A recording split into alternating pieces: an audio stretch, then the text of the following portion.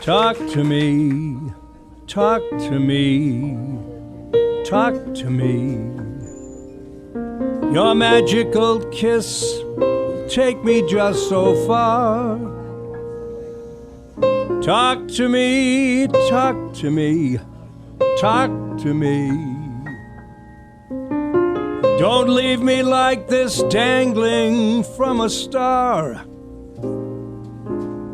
You set me all aflame and it's so pleasing. It sure would be a shame if you were only teasing.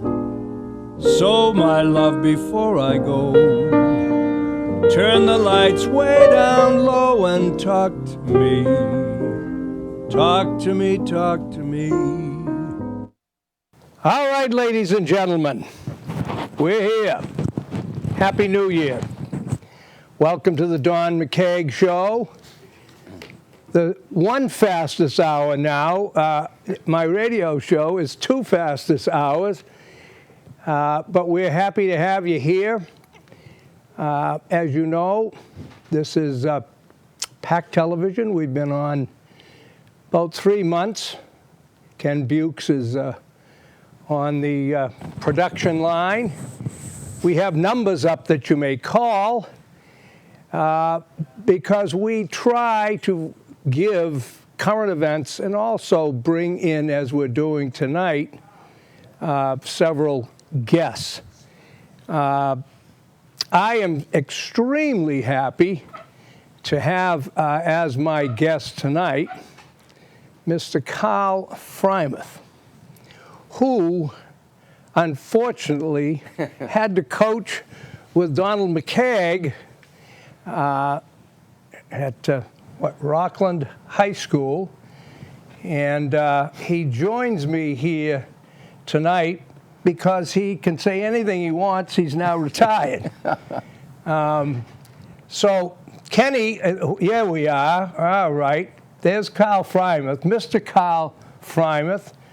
Happy New Year, Happy as New Year I told you Donald. 6 times. Mr. McKeag, can you move your whole chair over there? Yes, yes, yes. Whole chair. Keep going. Yeah, yeah. Thank you. My producer here is trying to get us organized since I got here late. Very late. Anyway, Carl, Donald, good evening. on a very serious note, Yes. thank you for having me. Well, I am tickled. We've talked about it before. It's an honor to be here. I appreciate what PAC does for the town of Plymouth, and I know you have quite a following. Well, a lot of it's people starting, talk I about think. the radio show, and from 11 to 1, Saturday mornings, it's quite popular. And this show is growing in popularity, and I think the town of Plymouth is very fortunate to have you here. Well, aren't you nice? And of course, did Karen, your wonderful wife, write that little speech? She helped me along Well, the way. I'll tell you, Carl's a dear friend along with his wife Karen, the former Montemaggi. And why I'm tickled to have you on, you and I have talked about this, and I think the audience will also enjoy this, is Carl has just retired. I wasn't kidding. After total, how many years, Carl, were you teaching and coaching? 35. 35. 35 years. 18 years as an assistant, 17 years as a head coach. Okay. Now, how many of those were in Plymouth? Altogether, I was 13 years the head coach in Plymouth, and another 13 as the assistant. Well, let me start. I'll start from the beginning on a couple of quick things. I'm very proud to be a Plymouthian. Plymouth's been a big part of my life. I'm a product of the Plymouth school system. The one job I always wanted to be was a football coach in Plymouth. Things worked out well. I happened to be in the right place at the right time. I turned 70 this year. 65 of those years I've lived in Plymouth. I absolutely love the topography of the town. The Pilgrims made a good decision when they landed here. Beautiful spot. It's the highest elevation along the eastern seacoast. All from Georgia to Maine, this is the highest spot. Well, and It's people beautiful. forget it is not only the founding town, really, but it's the oldest northeastern settlement in the country. Weymouth, my hometown, is the second oldest. Yes. Now, Carl, for those who don't know you, and I know a lot of people here do, you grew up in Plymouth. Your mom and dad, were they from Plymouth? I know your father was in business. The Freyermuth family grew up in Plymouth, and German descent, German, right? And my mother was Italian. But this is what was important to me. My father was the last iceman in the town of Plymouth. He went door to door delivering ice. He had an ice bunker in the town of Kingston. My mother braided rugs to help support the family. The one characteristic I remember most about my father was his work ethic. Yes. He worked 10, 12 hours a day, and he earned his money. It was tough. It was physical. My mother braided rugs to help the family, and what I learned from her was attention to detail. Any recipe that she made, braiding rugs, anything that she did, she paid great attention to what she was doing. And later in life, if you want to be successful, whether it's as a coach, whether it's a teacher or in business, I think it's important that you have a good work ethic and that you pay attention to detail. And from each one of my parents, I think I inherited one of their better characteristics. Well, you don't give Karen credit for that? I mean, usually, now here's the thing, though, that's interesting to me, and you and I talk and we meet for coffee a lot. But what I wanted to mention is the similarities in some ways. But my mother, I'm going to check on you to see if you're telling the truth about braiding rugs. Oh, yes. Because if your mother was like mine, as I'm sure she was, did she have you boys, you and Mark, stripping the old skirts and the old, remember that? And, she would pick up these old clothes and clothes that people had outgrown, right? All sorts of colors, woolen, silk, it didn't matter. And because I remember doing that with my mother. Braid Aid was the business in Kingston, Correct. and she got her wool from Braid Aid. Right. And I remember the strips and all that, and rolling it and everything up. Oh yes, that was quite a production. Well, now the other thing is, of course, you have a lovely home on Smelt Pond, which your family has gone to. How many now? That's in Kingston, I know. 1950. 1950. What a wonderful, that, and right? It's a great spot, and stayed in the family, and absolutely love it up there. Well, now the background, basically now, Carl, and this is really good because you are the salt of the earth in more ways than one, but you are Plymouth born and bred, and you were very successful. I was very proud of you. When I said Carl and I coached and taught at Rockland High School when Carl was the line coach, I was the backfield coach. John Burgess was the head coach, and we played Plymouth. And that was Paul Urban, remember, when I was there. And but when you came back to Plymouth, I've never asked you this. Did you, I always wondered this, now, as the head coach, now, first, when you came to Plymouth, were you assistant, or did you come I came as the head coach. Okay. Now, I was the head coach my last 4 years in Rockland. Oh, that's right, you were. That's right, I'd forgotten. I thought you, well, now, were there two high schools? It was Plymouth Carver. Okay, it was still Plymouth Carver. And we were the 5th largest school in the state. And what happened, Donnie, quite candidly, I happened to be in the right place at the right time. Oh, that's great, though. You deserved it, though. Well, we were a very large school. Yeah. Paul Urban, very successful before me as a football coach. And Plymouth was on double sessions. And practice was late in the afternoon, early evening. It was a very difficult situation. And for 2 or 3 years, I mean, we struggled a little bit. It was difficult for the kids. And once we came off double sessions, we had some pretty good football teams. Oh, no, now, again, not to get you boasting, because you're certainly not, but did you win 2 Super Bowls? Or we won. Fortunately, we won in 1984 and 1989. We won 2 Super Bowls. Yep. We had 3 undefeated teams. Mm-hmm. It was, I think it was 22 games in a row we didn't lose again, 22-game undefeated streak. And we had a lot of good players. I mean, we were the 5th largest school in the state. We played a great schedule. We beat Everett twice. We played St. John's. Everett, when I was at Weymouth, Everett was Class A. Everett was that was a Class A. So we were fortunate. We got them twice. We scrimmaged Brockton every year. That was our opening scrimmage, and it was a big program. We had 100 players in the top 3 grades. We had a sophomore team, a JV team, and a varsity team in addition to the freshman team.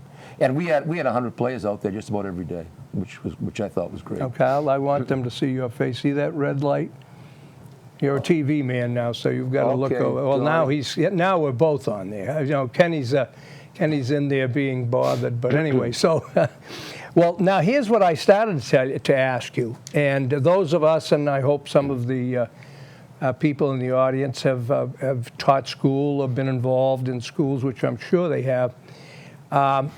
We had wonderful parents I was at Rockland, 6 years, I guess. And we've always talked about how nice it is when you have, as a coach and as a teacher, I taught English, whereas you were in phys ed, but we had very supportive parents who weren't there to find fault. They were there to support not only their kids, and of course they were much more disciplining toward their kids. They tended to support the teachers and the coaches then, which I don't think is quite as much the case. But when you left Rockland, where you weren't known as a local, I never asked you, and you came to Plymouth, and you said you had the first couple of years were kind of, rough. Right. Did you find the criticism to be more pointed because you were a Plymouth boy? I mean, were people actively working against you? Donnie, Yes. I can honestly say to you that the group of parents that I had in Plymouth early on, greatest people in the world, Oh, that's they were wonderful. very supportive. You know how important that is. And I'll go into greater detail on that, but I think it really starts with the administration. I was very, very fortunate. I had two great principals, and they're very supportive of the athletic program. Willie Singalani, all-time great, just a fabulous job as a principal, and he did a great job. And after him was Bruce Marshman, and Bruce was there for our Super Bowl teams, and he went to the games, and he was very supportive. He knew the players on an individual basis, and he was great. And I think the administration sets the tone. No question. We had a big boosters club in Plymouth, and we had quite a large membership, and they were very supportive of us even in lean times. When things weren't going well, they were supportive, and when things were going great, Donnie, after we won the first Super Bowl game, one of my lasting memories is the police department met us at the Carver line, and we got a police escort through the center of town.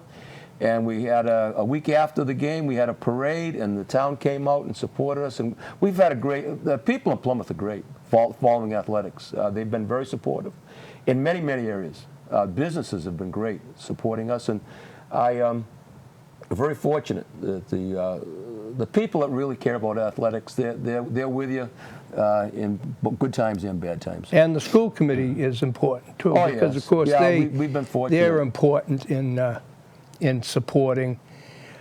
But now, what we're going to do, we're going to get to some other specific things about education. Those that have watched the Don McKeag Show know that I tend to point at some of the things I've seen, and I believe I don't agree with that have happened in education in the years since Kyle and I started. But you went to the University of Maine, which I find interesting, and you were used to weather like this. I mean, today must be balmy for you. But how did you choose Maine, or did they come after you? Did you get a scholarship?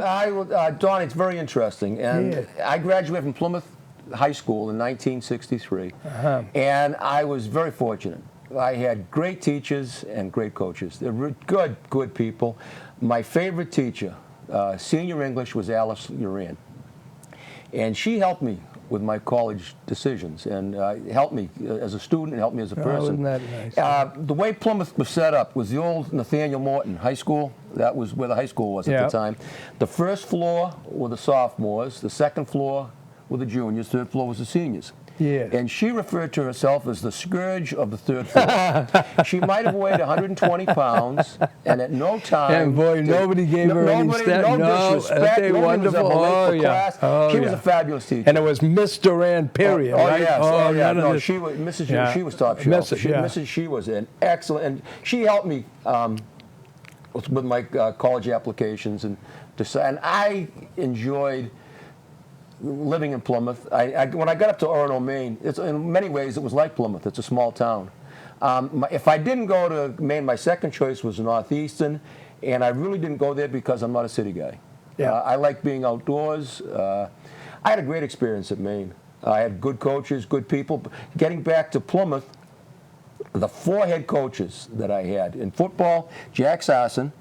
Jack played football at Brown University with Joe Paterno. Jack, what I learned from Jack is he was ahead of the curve. When he came, Plymouth did not have an especially good football program. He turned it around right away. He was like a Bill Parcells. Yeah. Of the high school, and he was sharp cookie. He was an Ivy League guy, and he was very progressive in his coaching technology. I thought the world of Jack. And Joe DeSisto after Jack. They were 2 very good coaches, very different, but both very good. The basketball coach was Hank Rogers. Yes, and he 1950 to 1975, 25 years head coach, never had a losing season. Great coach, great guy. And I was the 7th man in basketball, and I played a little bit of defense, and he'd go in and tell me to cover some guy and foul him 3 or 4 times. Basketball? And back then, we all played 3. I mean, once football at your was size, over, you must have been. I played just 1 year, and the coach told me to go in and step on these big guys' sneakers. That was my job, to I used to step on their sneakers and throw an elbow every now and then. Is that what your job was? That was just about it. In baseball, it was Tony Spath, and Tony was a great guy. He coached for over 20 years, and I was a part of his first championship team. That was a great memory for me. 4 very good head coaches, and the 2 assistant coaches, who I know you know very well. Doug Edwards coached. Wonderful man. Doug coached the freshman team in football, basketball, and baseball for 20 years. And I always remember, I never saw Doug lose his temper, and he always had the pipe going. He was fabulous. Well, as you know, when I was head baseball coach at Rockland, Doug was the Plymouth baseball coach, and I used to get the biggest kick out of him. He'd be sitting on the bench with a pipe going. Of course, now that would be no, I can't do that. Oh my word! But now, one of the things before we keep moving along, who was the guidance counselor that suggested you go into shoe repair? Shoe repair? Yeah. You said that it's Miss Duran. Was it Mrs. Duran? I mean, she spotted something in you that the guidance counselor. Mrs. Duran? Yes. She was your champion, right? She was my senior English teacher, and she felt. And one of the things that's interesting about this, we had a project when we were freshmen. What do you want to do when you grow up? Yeah. It took a month. You had to write a paper and this and that. And I wanted to be a football coach. And then Bill Galt was the teacher that did that. And Mrs. Duran was the one that kind of encouraged me to get into education. And I enjoyed my year. If I had to do it all over again, I'd have gone into education. I enjoyed my years there very much. It meant a lot, and I enjoyed it. The other gentleman I did have to mention was Henry Cryer. Henry was the JV coach for well over 20 years. Went on to have very successful career as athletic director. Just a great person, and they were great role models. They were good people, and I was very fortunate to have them in the system. Well, I've got some notes, and then we're going to get into some questions about. You've pretty much covered, like, why did you get into education? You wanted to do that all, right from the beginning. And I was kidding about the shoe repair, because remember we used to laugh about certain guidance counselors would tell. In fact, there's, it's recorded throughout the country of the people whose advice from whoever their advisors was to get out of education, and they turned out to be geniuses. They went on their own anyway, and but which is humorous, except when you realize how many people may have taken the advice of someone that was not really attuned, shall we say, to the potential of some of their students. Just continuing on, just a little bit in that direction. Plymouth school system is top shelf. Yeah. I mean, I got a great education. Now you've retired, you don't have to be quite so complimentary. I think people as a matter of fact, the administration now at Plymouth is spectacular. Yeah. They're doing a great job. The schools and the town, very lucky to have them. Yeah. Kathleen McSweeney at North and Patty Fry itself, they do a great job. And they're top shelf. They're very proactive. They follow the athletic program. They're interested in a lot of areas. They're very busy, and I'm very happy to be here. People are moving into Plymouth because of the educational system. Well, I wanted to say that I have always missed education. I told you that. I left in, 75? Or Right. They were about 76. And there wasn't a day when I didn't. I went into the restaurant business. First, I had a variety store in Marston's Mills, and I stayed on the Cape, as you know, and then went into some big restaurant properties and did well, but I can remember always feeling badly in the fall when I'd see the buses going by, and because I loved it. And one of the concerns I've had is, and I know there are still dedicated teachers, and you're mentioning them, and there's some great people in education, but I'm feeling, I do this radio show on Saturdays, and we get into education, and I have been concerned about the expense of education in many ways, and the fact that I believe there are now a disproportionate amount of people who go into education not for the reasons that our teachers went in and teachers that I even taught with. And that concerns me, Carl, because I understand when we formed unions, and I understand that schools became unionized, but it always, as a teacher now, I'm talking, as you know, I'm talking as a teacher, and you were in the school when you saw me stand up for these things that I found to be, inconsistent with why we were in teaching. And money was always part of it. And I'm not saying that it takes a long-term toll on the influence of the student, but by the same token, I believe, now you were in it a long time after I was, but every contract I signed in education forbade striking. Teachers could not strike. Do you remember that, Carl? Yes. Okay. Yep. Yet there were towns where the teachers union still went on strike. Now, they are standing in front of young people. They are supposed to, I believe, set a proper example in so many ways, but most of all, it's to obey the law.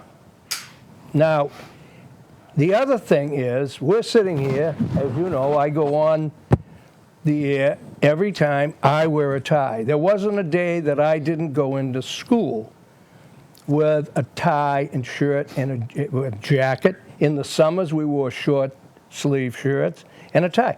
You were a physical ed teacher, and you wore a tie and a shirt. Back then.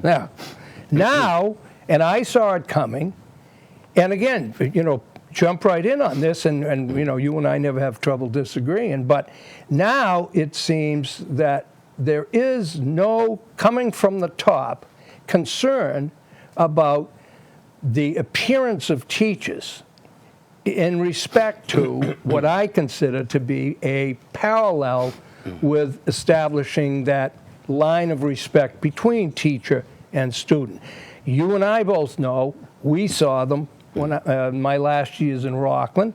Teachers started to come in unshaven, having dungarees on, pullover shirts, and I found that to be inconsistent with setting a proper academic atmosphere. Now, what's your thought on that? Because you stayed all those years, and you saw it happen. My first thought, yes, Donnie, is I can talk to you with quite a bit of knowledge concerning the Plymouth school system. Yes. And at this point in time, the teachers are dressed like professionals. The staff is extremely professional, and I think it'd be to your advantage if you Took a tour. Went- oh, I'd like to. Of north to I'd like south, to. just to see Yeah. what it's like. I'd like to. Now, we're, is we're, that we're set? very, we're very fortunate in Yeah. Plymouth for a lot of reasons, and I want to talk about the money issue. Correct. Because that's kind of important to me, because we have to. The one thing, the older we get, and I'm turning 70 this year, and you're slightly older than I am. Am I really? You have to accept change, Donnie. Yes. Well, okay. Some things, but you don't have to accept them without and quietly. I want to be quite specific Yes. about when we talk about change. Yes. When you and I were in high school, Correct. how many sport programs were offered for the boys and girls? How many athletic teams were there?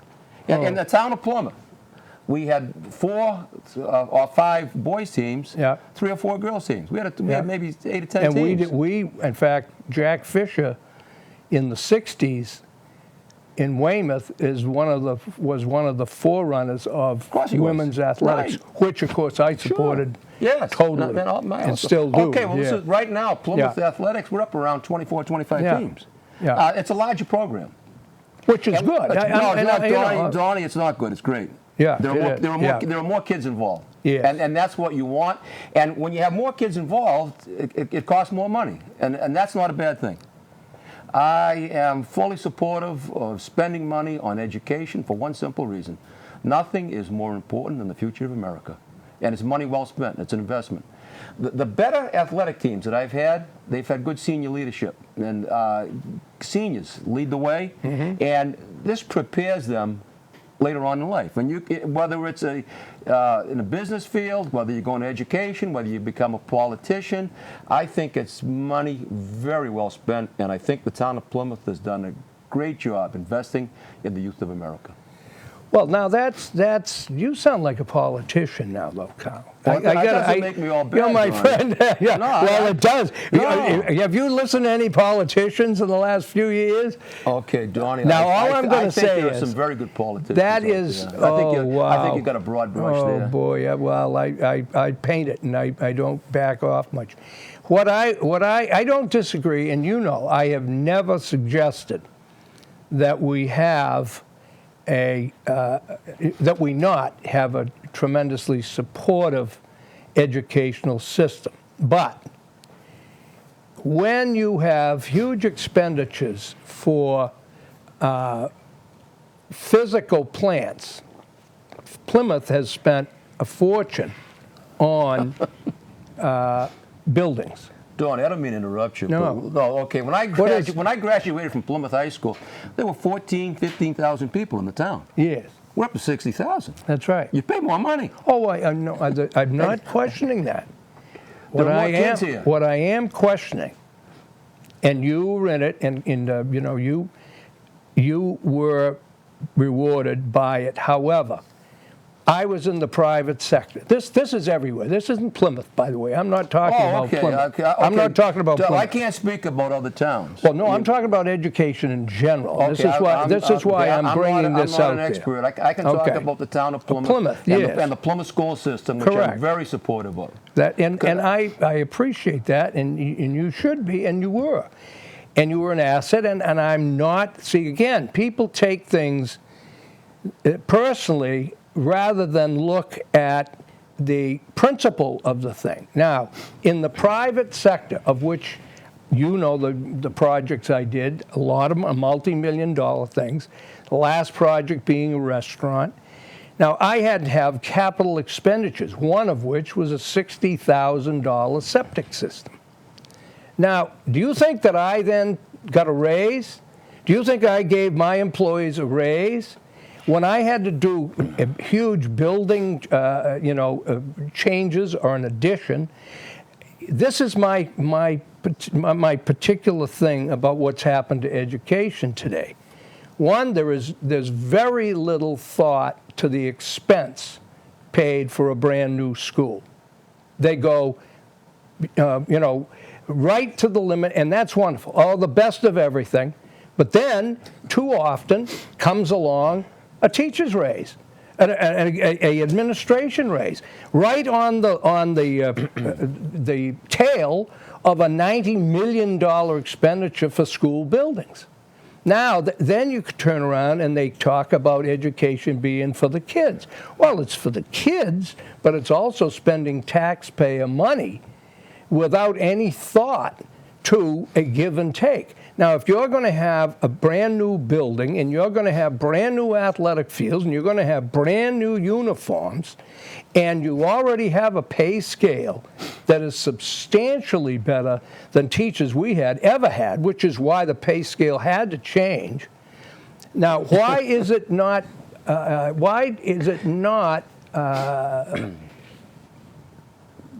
proper for me or anyone else to question these expenditures? When you have retired people who now get a tax bill, I understand that the population has grown, but with that also the tax base should be growing. Now, when you have retired people, and I see this on the Cape, and again, this is not about Plymouth. I am not on top of the Plymouth specifics, other than to know as you drive down 3A, I've seen down by the old Burt's restaurant, there are probably 20 homes here, beautiful homes overlooking the water, that have not sold. And the taxes on them, I'm told, are $25,000, $22,000, $30,000 a year, 70% of which goes to education. Now, I find that exorbitant, and I find that the whole purpose when we were teaching, one of the reasons that we went, and this is all government employees, so I'm against a lot of this in all government employees, and I think it's extremely unfair when you point this out that people immediately take it personal, and that is that when we were in high school, teachers were retiring and having a pension that was really almost unlivable on. And that was because it was averaged over their entire years of teaching. So, I don't know, what was your first salary, Cal? In 1967, I started out at $5,200. My first job, well, I had a small job up in Northampton, but it was Hingham Junior High, and I think it was, again, $5,100. No. Coaching track was $300, and I think football was $4. Assistant. These were assistant jobs. And we can agree to disagree, but I don't believe that at this point in time teachers are overpaid. I think they put a lot of hours in. I think it's a very challenging job. More is being required of the teachers at all times. They have to get more certification. You have a classroom with 25 students, and it's a challenging situation. And I had classrooms of 20. I didn't find it challenging. I mean, it was wonderful. It's wonderful. You're dealing with 25 different personalities, and you better be a sharp cookie 180 days. Well, and if you're not, you shouldn't be in teaching. That's the other thing. There's too many people that end up in teaching that don't belong there. That's not the case. Well, unfortunately, I very much would like you to get a look. Again, though, stay away from just Plymouth, because that's all I can speak about. And that's fine. I have not been out, and I can't talk about. I'll talk about the Plymouth system with anyone, and I'll go toe to toe with anybody. All right, and I'll say this: we're very fortunate here. In the state of Massachusetts, what they've come up with is a design for the high school. That saves the taxpayers millions of dollars. Well, they should have done that a long time ago. They did. Other towns, Plymouth didn't. They get their own architects, right? No. We use a design. It's a state design. It's the same one Whitman used. It's the same one. It's a standard design. Save the taxpayers millions of dollars. That's a fact. And we should. Well, I'm glad to hear that, because that is exactly what should be done. Yeah. But they should be able to eliminate. But getting back to this, Cal, just so long as this is just a discussion, ladies and gentlemen. And by the way, there's a number up there. Kenny, have we got the lines open? I don't know whether. I got here so late, I know. That's why I'm not laying it on you now, my boy. Kenny. Anyway, the number's up there, so Kenny won't answer the phone anyway, but you can try. Anyway, Kyle, now I'll finish my train of thought again, because as you know, this is something that I believe is wrong, and it is part of the reasons that I left the Democratic Party, but that's the whole extension of politics. And that is that government workers now, through the unions and through politicians caving into what was right, in my mind, the teachers that we, and even ourselves, myself, again, you went a long time, but I know my teachers and yours that you mentioned, they retired with peanuts. It was pathetic to average out when they were making like we were saying, when they started with 5,000 and they ended up making maybe 20, 22, and they were average. So in their wisdom, and correctly so, the legislature passed a law whereby a teacher, and of course then went on into police and fire, were able to average their last 3 years, which would eliminate that real unfair averaging out because of the cost of living, correct? I think that happened a long time ago, Donald. Well, yeah, I know it happened. Yeah, right. I know it that's been in effect 40, 50 years. Yes. Right. Well, no, it hasn't. No, but it's been in effect probably 30 years. Okay. When I started in education in 1967 in the state of Massachusetts, that was in effect. Top 3 years. No, it was. Well, it wasn't in Hingham, and it wasn't, and that was 1965 when I was in Hingham, and it was 75 when I left Rockland. And it was just talked about then. I don't think that was one of the things if you might have come in late to the orientation meeting, and like I was to the show, and they passed that out, and that was one of the things we all looked at. Is we looked if we were there for 34. Actually, back then it was 42 years. You had to work 42, and a number of years, and all the way across, all the way down, master's degree, and this and that. Yeah. And that was you could retire 80% of that. So they gave us the chart. I remember that. Well, anyway, not to belabor this, but what I'm just saying is the salary structure now, I believe, is I was able, my wife and I both taught school, and neither one of, she taught in Abington, I taught in Rockland. Neither one of us made big money. We worked in the summer. So did you, right? I had a couple of jobs in summer. Yeah, in the summer. Oh, yeah. It was part of the job. That's what was part of the job. The job was never intended to have 10 weeks off in the summer, every weekend off, every holiday off, every 5 or 6 weeks a week off, and then not have a way in which the teacher supplemented their income because the taxpayer pays those salaries. Today, and I know this because I talk to teachers, I talk to young teachers, they have no intention, and they're insulted if anyone ever suggests that maybe they do something in the summer. Why? Because they can afford not to. Because the paycheck they're getting now is much more than a college graduate in the private sector in many cases can make. Now, what bothers me is automatic salary increases, just automatic after periods of time through the teachers' unions, has no concern, and at the same time with large capital expenditures, has no thought of the taxpayer. I've seen it on the Cape all the years I was down there, and of course the Cape has a lot of retirees. Now I don't know what the percentage. It'd be interesting to find out because Plymouth really is What do you think? Here's a good question. What do you think the percentage of residents in Plymouth? I know it's not as heavy as the Cape, but would you have any idea what the percentage of second homeowners is in Plymouth? Would you say it's high, Kyle? You know, in the beach areas. Right. Okay. Years ago. Yeah. It was very high. Yeah, it was. But I remember. A lot of those places down in the White Horse Beach and Priscilla Beach and they were down there, but now a lot of them have become main residences. Well, and again, though, a lot of friends of mine are in Humrock and all, a lot of people now are selling those because the taxes are exorbitant and they're only using them 10 or 12 weeks a year.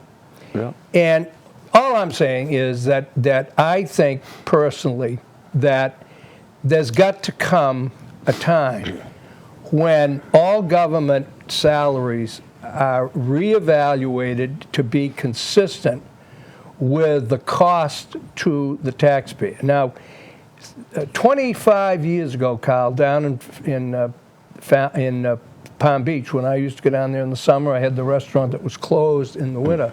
I remember reading in the Palm Beach Post about an article which was very, disconcerting. Now, some evidently don't care about this, but the federal government is the same. They are government workers, town, state, and federal, are paid by taxes, period, right?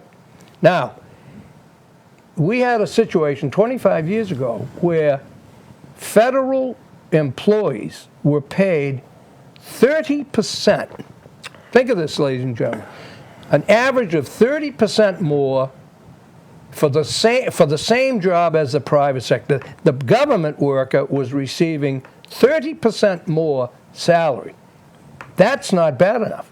On top of that, their benefit package, the same job in the private sector, the benefit package totaled around $7,000. In the government package for the same job, Kyle, it was 4.5 times that amount. So there wasn't even an adjustment to the benefit package, which the history shows us was why the salaries were low for teachers and for others in government, because, and then to make up for it, the towns offered and gave, packages that the private sector didn't. Now, a little discrepancy would be fine, but when you take 30% in government workers, and again, it's not all, and it's not every town, but I think it's time that it was paid attention to, because we have an aging population. We have more Johnny, and more I think people the living difference long. when you and I talk about this, and Yes, we go we into a do. little bit of detail, I think the difference in our philosophy, it's a different in priorities. And I'm asking you straight out, and I'm quite Yes. serious about this, is, in my humble opinion, Yes. nothing is more important than the future of America. We're investing in the future. But how we're not doing No, I'm very asking well. you, what's more Yeah. important? I'm asking you point blank, what's more important than that? Nothing, but Okay, that's the see, point. but I disagree with where you say the future that's of my America. point, Ronnie. What I'm Going saying to you is broke, nothing going broke nothing is more not the important future than of the future of America, and you have to be willing to pay for it.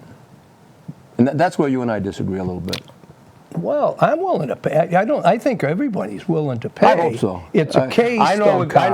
I know the students of Plymouth are getting Yeah. a first-class education. I'm very proud of that. And got a good superintendent. He's a good businessman. Well- and before him, Bernie Sidman, when he was very sharp cookie, did a good job with the books. You get what you pay for. And I'm very proud of what Plymouth does with the money that they have, and they've done a good job. And I can't talk about what happened in Florida 30 years ago with the balance, with somebody's privates getting more than the public or this or that. But I think we're getting pretty good bang for the buck here in the town of Plymouth. Well, again, see, this is trouble. You and I go at it again on certain things, and I'm just airing this out, not to get into a discussion so much as to show what I perceive. Having been in both worlds, I see a discrepancy, a widening discrepancy of paychecks that are exorbitant. You read it in the paper, paychecks that are exorbitant, not only in education, but in other government areas where there is no concern for who's paying for it. And I mean, teachers and police, they have to pay the taxes too. So it's not like I don't and not aware that they also pay their, pay their taxes. But another trend was public school teachers being able to not only afford it, but then taking their kids and sending them to private schools rather than going to the public schools that they themselves were teaching in. I found that disturbing, because where's the confidence in their own school system? It's not just about the money you're paying to go to other options, but what about the support that you give to your town for these things. But anyway, that's just something that I just throw out there. We're going to be finishing in a pretty short time. But now, Kyle, here's what I wanted to ask you too. Would you do anything different in your career in teaching? No. No, that's great. No, I was very pleased with it. I happened to be in the right place at the right time. Yes. One of the things that I really enjoyed was teaching physical education. Right. And to be successful as a coach, I had to do a good job recruiting. Yeah. And I had every 5 periods a day. I had 50 boys in the gymnasium. And I recruited off of other sports. And I looked at the track athletes. They could run, obviously. I looked at the wrestlers because they were balanced. They had good balance. They were aggressive. And we had a couple of gymnastics kids turned out to be pretty good football players. But I tried to do a good job recruiting other athletes, and that was a big part that helped us along the way. And I also felt that I was a pretty good guidance counselor. A lot of boys, we had 100 or so involved with the program, and different players had different issues, different things they had to deal with, and I tried to help them along the way. And I well, thought now that meant a lot. see, that was I just checked my notes and I didn't get to that, so you gave me a perfect in. After all these years, we had talked about this years ago. America has an obesity problem. You agree with that? There is a concern, and I know the First Lady's quite active in that area. Well, that being said, we have an obesity problem, do we? Well, there's a concern. I mean, I don't... Wait a minute, Cal. Now, okay, hold on. know, okay. You're saying you can't walk around the mall and other places in the high school and you can't see kids that already at 14, 15, and 16, they have a huge weight problem. Okay. Is that and you're in physical education? I'm in physical, to be quite candid. And I have not noticed, in my humble opinion, more heavier people than I did 10 years ago or 20 years ago. I can't say, I cannot say, I can talk to you about the football team. Yeah. I can talk to you about the general population that I see, this goes back. You sound like this is something that happened overnight. John Kennedy in the '60s was talking about fitness and obesity, physical fitness, and I can't not say obesity I can't so say much. If we're in worse shape now than we were in. I'll tell you this. I'll look you right in the eyeball. Football team's in better shape. Oh yeah, well now, but okay. No, but wait a minute. Those are people who are committed to physical fitness. I'm just talking about now. We used to talk, here again, we talked about parents who would write excuses for their kids not to take gym, especially the female phys ed teachers that I knew. I think you're stereotyping, and I have no information on it. I have no information It's everywhere. You're telling me you don't honestly think that physical education in general has been minimized by parents who don't want their children embarrassed by their weight, so rather than deal with nothing could be further from the truth. Oh my God. No. Oh, I can't believe it. Okay, folks, what the school system has done now is provided alternatives, and we've become very diversified in the programming, and there's something there for everyone. The physical education program in the Plymouth school system is top shelf. The athletic director, Scott Fry, Eric Foley, they're on top of it. Kids, they're doing a great job. This is not me, again, this is not meant as a criticism of schools. This is a look at our culture and how can we honestly not be concerned at the attitude toward the culture. In other words, if you have parents and others more concerned with whether the kids' feelings are hurt because they're overweight than they are with changing those habits, and the schools try and then can't. Do you know any parents like that, Donnie? Yes, I do. Okay. I most certainly do. Travel in I had kids work for me in the schools. I mean, in private sector that had weight problems. Absolutely. And kids now. And they didn't last. And I helped a couple of them because their parents did not want to address it. And of course, now, unfortunately, a lot of them, I the parents, try to the pride parents look myself just like them. in my powers of observation, but I don't see Yes. it.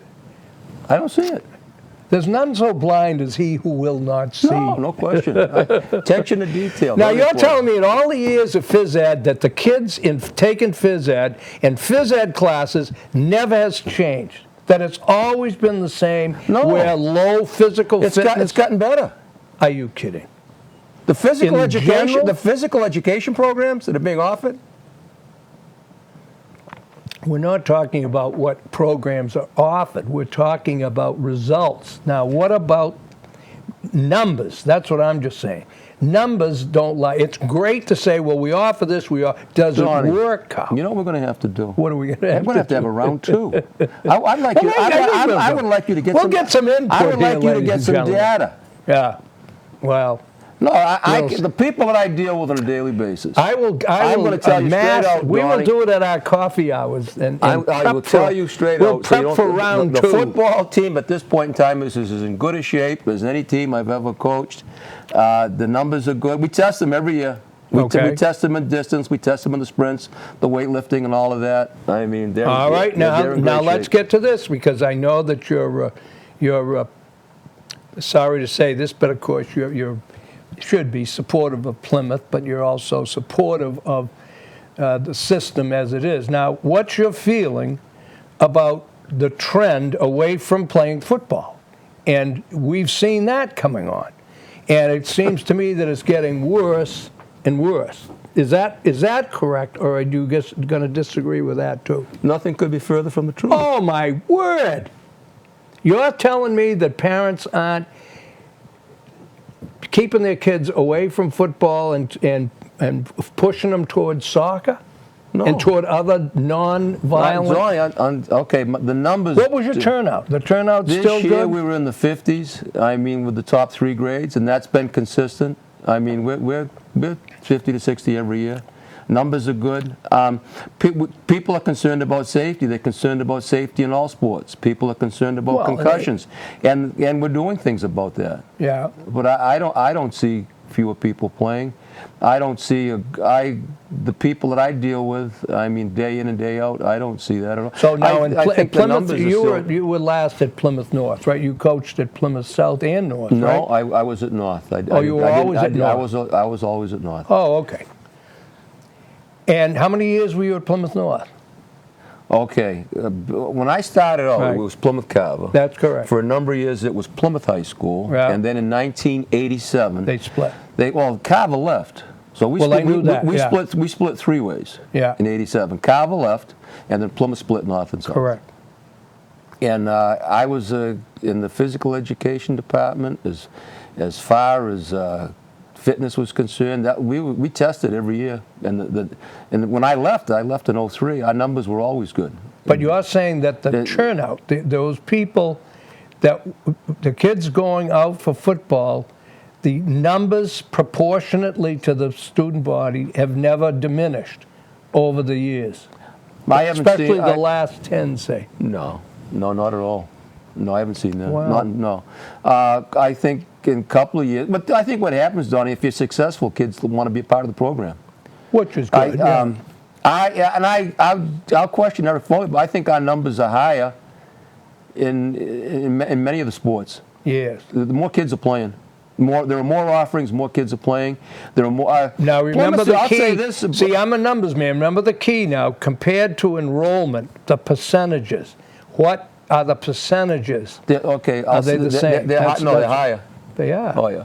To me, that's good Dwayne news, Follett yeah. carries 30 or 40 on the baseball team, and everybody's happy. His numbers are off Yeah, the but chart. that's my point. I'm talking about football, Kyle. I'm not Okay, talking no, about the baseball. football numbers have been very consistent, and we've had a couple of years they've been 60, 70 for the top 3 grades. Our numbers have been good. Well, that's good news, and that speaks well to the program and of the parents getting back to what we initially started the show on, and that is the importance of parents. And again, I'm tickled to hear. I know Plymouth's a good town, and I'm of course living in Carver now, but I've been involved in Plymouth. I've come to really love Plymouth. I like the whole geographics. I like the people.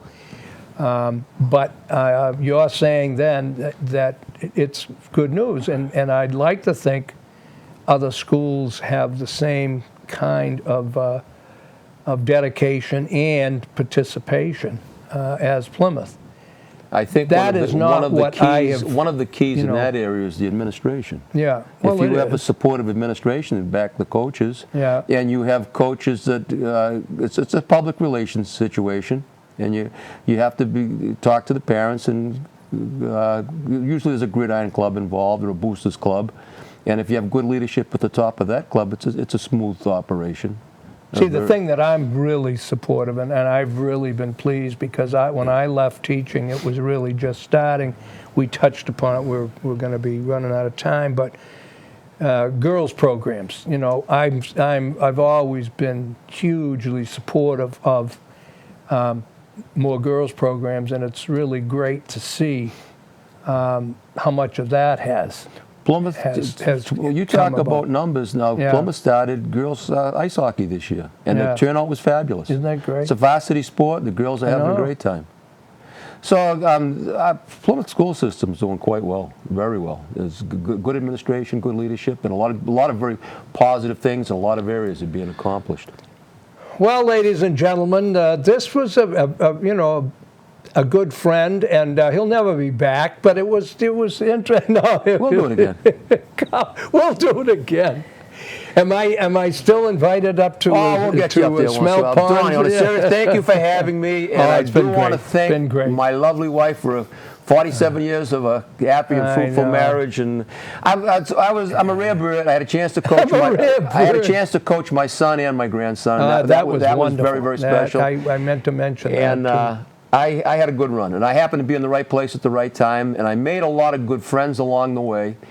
And if you do ever invite me back, of course I will tell the story about our practicing, getting ready for the Rockland-Abington game with a bee burial on the practice field. If you ever do get me back. We buried the bee. We buried the bee. Neil Sullivan got bit. We had a burial. Those were one of the fabulous, those were wonderful, a lot of very good memories. Wonderful times.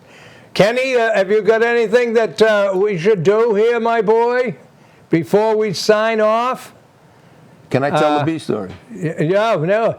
What about, would you like to add anything to this, Mr. Bukes?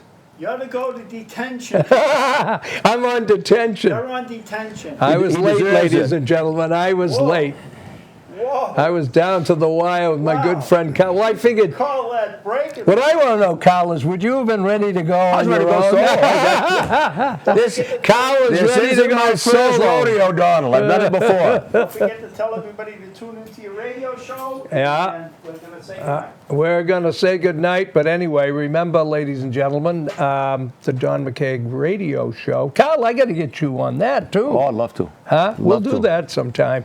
Anyway, it's WXTK on Saturdays from 11 to 1 every Saturday. And by the way, this show will be rerun. I know it's going to be on air on Tuesday at 9 o'clock.